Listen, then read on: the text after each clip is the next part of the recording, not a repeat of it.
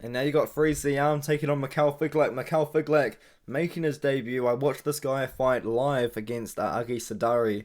I mean, I didn't actually go and watch it live. I was sitting in my bedroom, probably drinking some Fanta or something, and he took on Agi Sadari, and that was a big test in my opinion. Agi Sadari, pretty good fighter, 15-3 record at the time.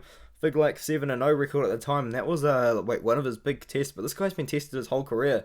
Like he was like 3-0, taking on a guy that was more experienced and 4-3, and then he just jumped right in there with a guy that was 6-1, guy that was 7-2, guy that was 15-3, and he's really proven himself to be a pretty good prospect. And the UFC signed him, they picked him up, and then they picked up someone that they released earlier in the year, I think it was, or even maybe it was like or yeah, earlier in the year for sure. Like they released Ziam, which is weird because this guy didn't have a bad UFC run.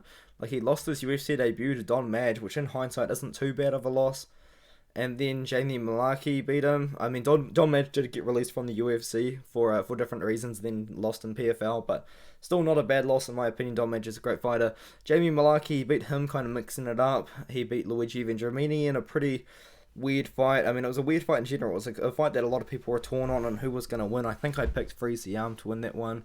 And it's probably one of the first videos I ever made on the channel, was talking about that fight. My dog just walked in the room, and then he lost to Terence McKinney, which in hindsight is not a bad loss, and the UFC just got rid of him. I don't understand why they did that at all. And then they've re-signed him because he's from France, most likely to fight Figlak. I'm picking Figlak, but I think Ziam's a very live underdog here, and I have seen a couple of people on the YouTubes picking, yes, I did say on the YouTubes, picking Ziam in this matchup, man. He's a good fighter, is Ziam. He's a good, well-rounded fighter too, and he's got really good kickboxing. But I'm gonna go with Michal Figlak in this one here. I think that this guy should be able to outpoint Ziam.